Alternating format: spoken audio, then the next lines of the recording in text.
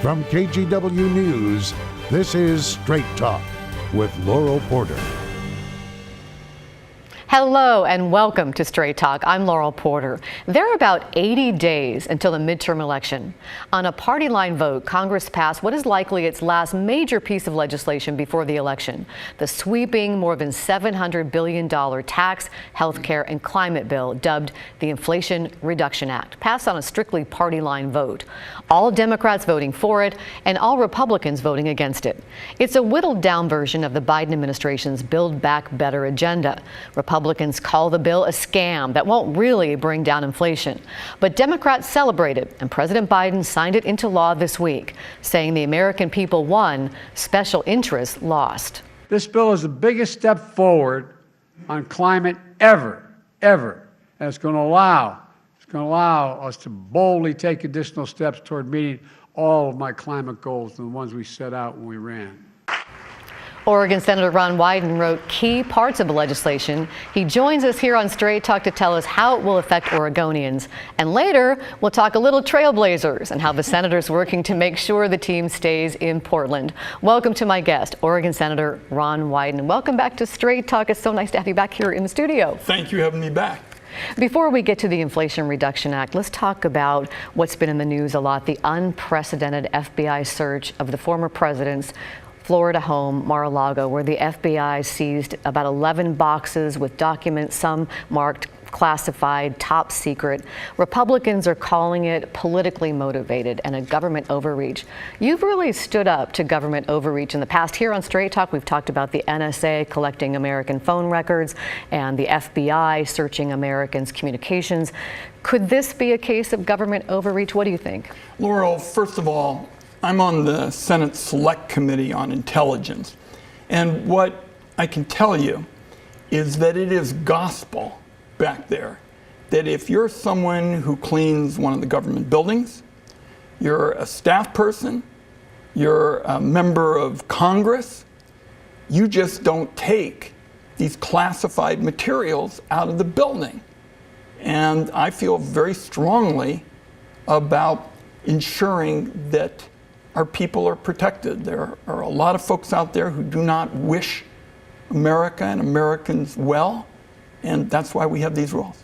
What about his claim that he declassified those documents before he left? Well, certainly there's already a back and forth, but I just don't know of any kind of precedents that come to mind.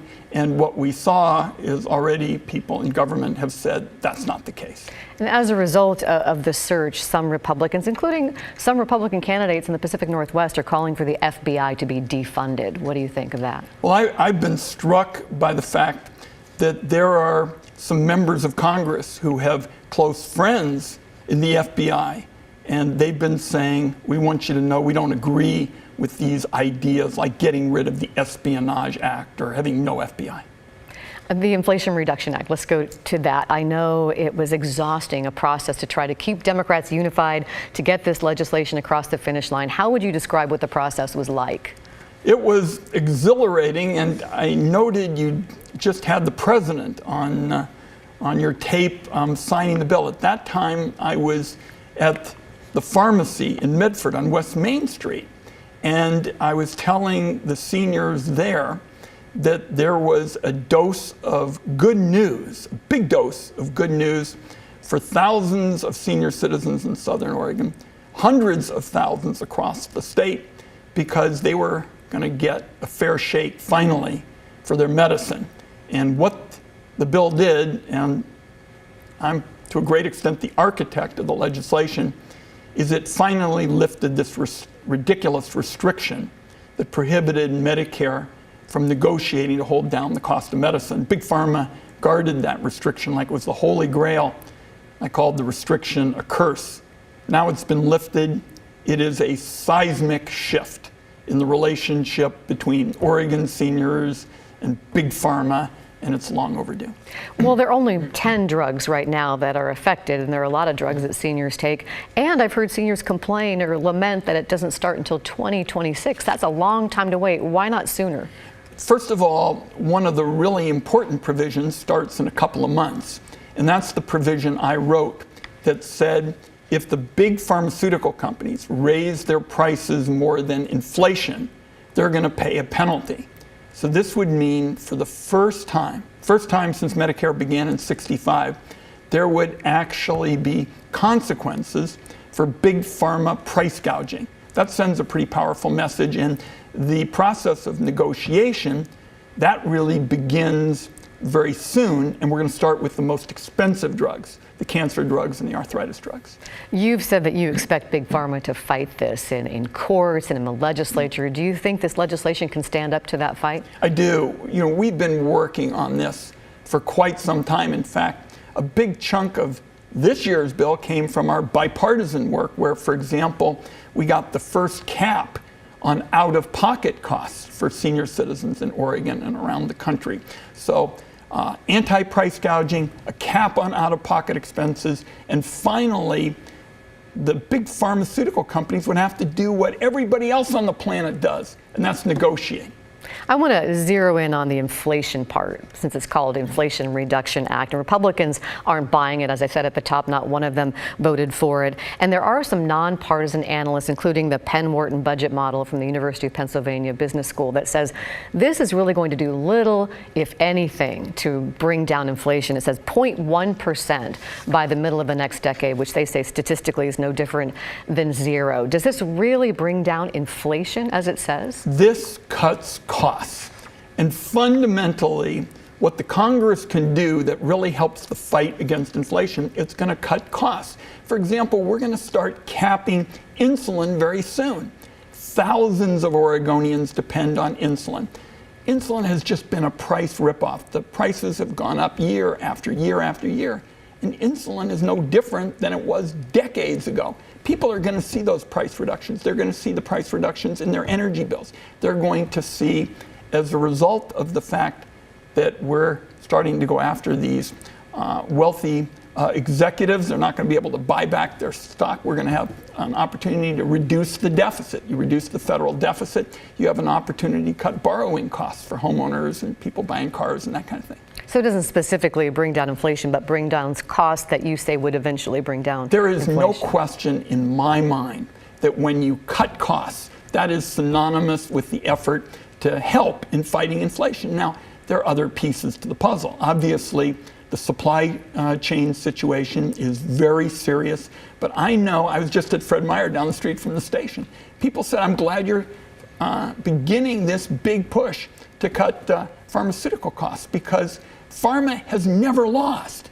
The gospel in Washington, D.C. is Big Pharma doesn't lose. This time, Oregon seniors and folks across the country beat Big Pharma. You've mentioned energy costs, so let's focus on that. And I know that this is dear to you because you've done the Clean Energy for America. You've worked on that legislation for years. So you're a key architect for this part as well. It reforms the energy tax code. How exactly is that going to bring down energy costs for Oregonians, and how is it going to fight climate change? Well, what we know is that in the past, we have just kind of thrown money at this whole issue, and there have been mandates and sticks and the like. Now what I'm doing is creating a competitive system. It's market-oriented. This is the kind of thing Republicans used to say they were for. It's market-oriented, and there's going to be competition. So that's why independent experts like the Rhodium Group say that families are going to save $500. The market system, which, by the way, gives folks in nuclear and hydrogen and carbon capture, it gives them all a chance to compete. In the past, one of the reasons that prices were so high is that government just was picking winners and losers. Now we're going to a market-oriented system that's going to save money. And you have said that this is one of the most consequential pieces of legislation in your entire Senate career. That's a lot. That's saying something. It is, Laurel, the biggest investment in fighting climate in American history. And what happened was, the last time there was an effort to deal with climate change with 2009 and 2010. And I said, this is never going to work. There are too many mandates. There are too many sticks. What we need to do is create a market-oriented kind of system. And I started talking about it shortly after 2011. Joe Manchin invited me to West Virginia. He liked the idea of being technologically neutral. He thought that was, different. And we just continued to build support, and now solar and wind and all of the alternatives are going to have a chance to compete with things like hydrogen.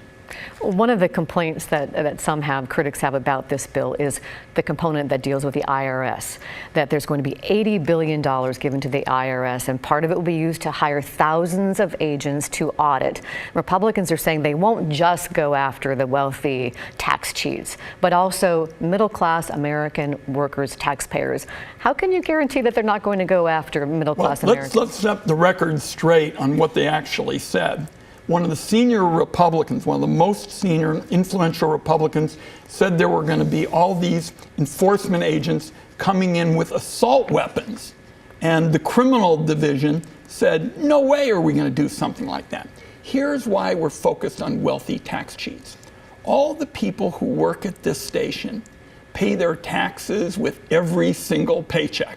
Nurses, firefighters, the folks who work at this station, they pay taxes with every single paycheck. So they're not the issue.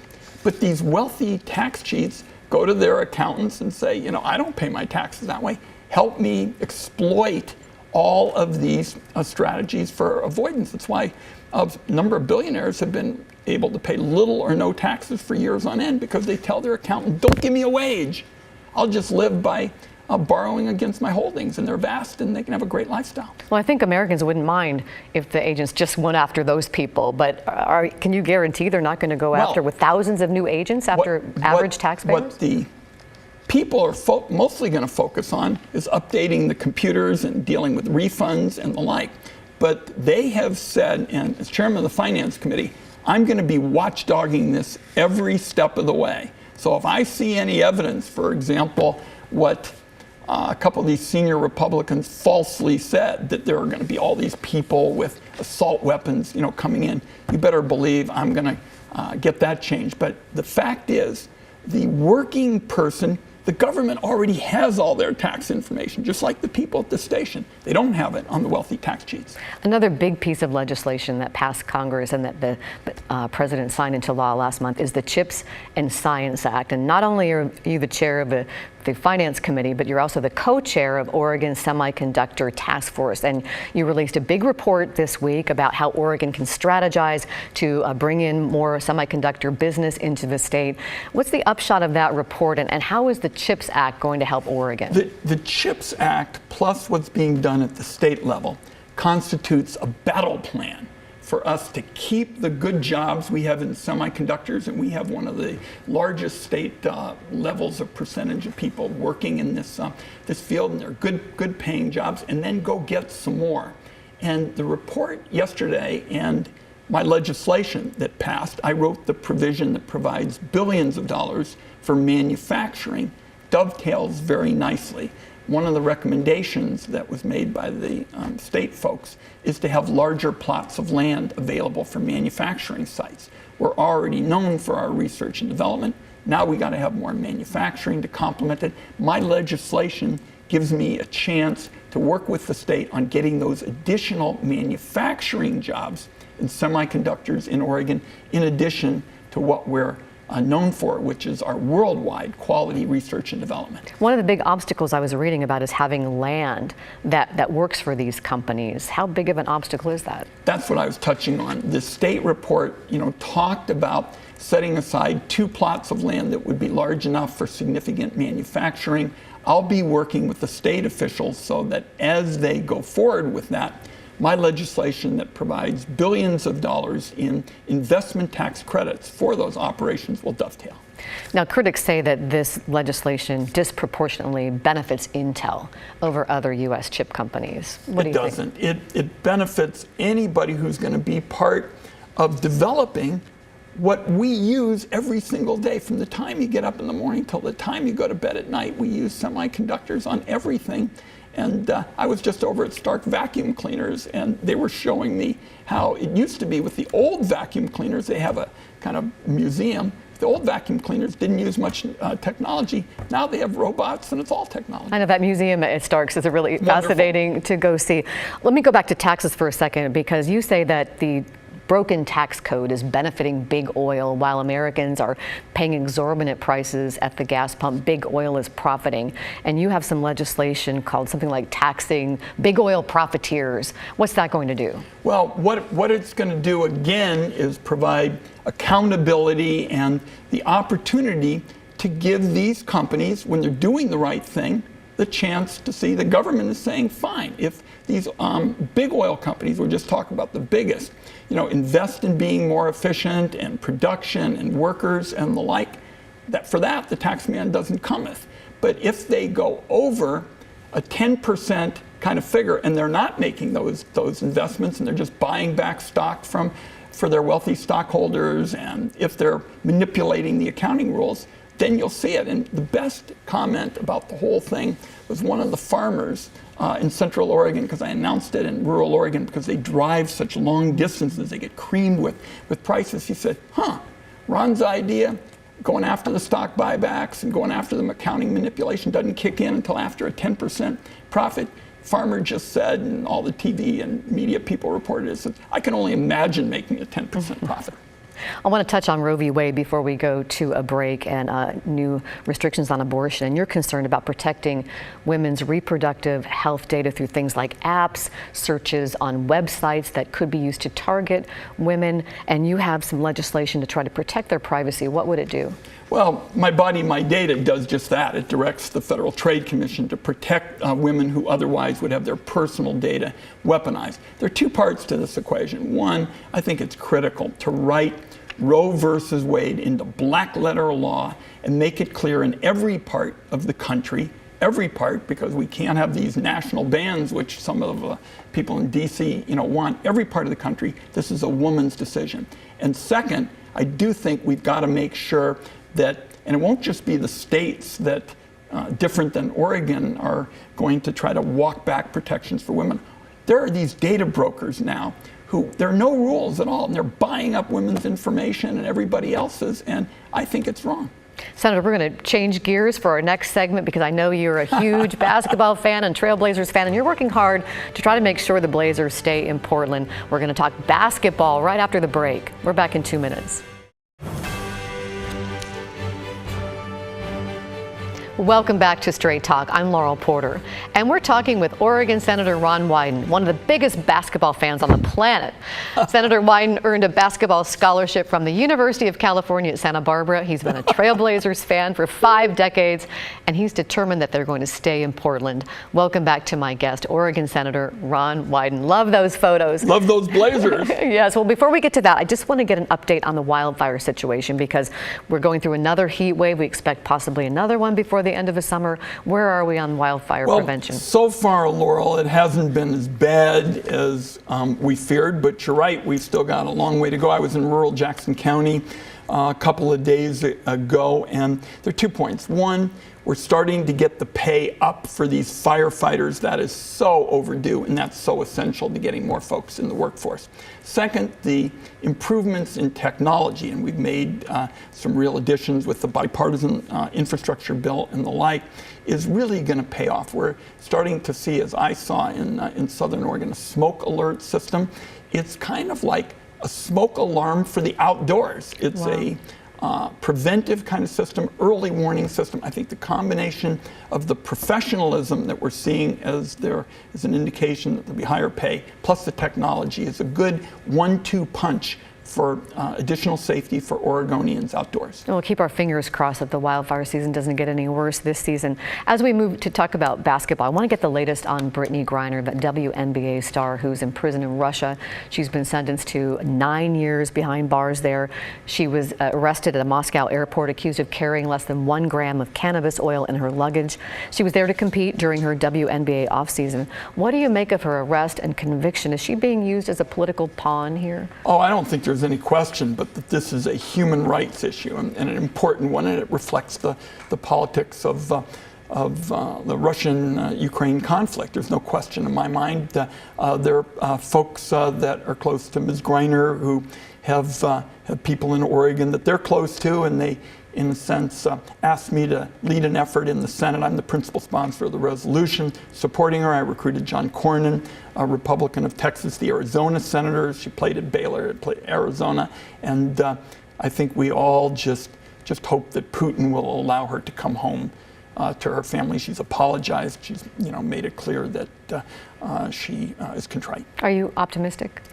I think that there are going to be negotiations. I just think it's so important for Putin to stop using Ms. Griner as kind of a political weapon.